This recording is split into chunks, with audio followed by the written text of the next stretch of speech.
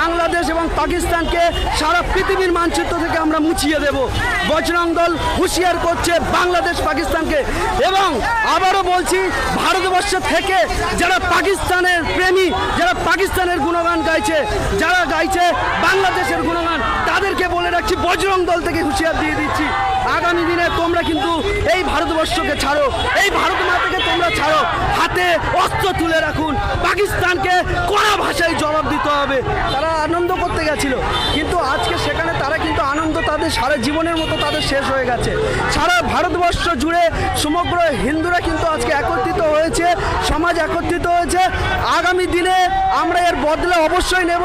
আমি বলবো আমাদের দেশের মাননীয় প্রধানমন্ত্রী এবং স্বরাষ্ট্রমন্ত্রীজি ওনারা রয়েছেন, এবং ওনারা যেভাবে পাকিস্তানকে আজকে যেভাবে শিক্ষা দিয়েছে সমগ্র।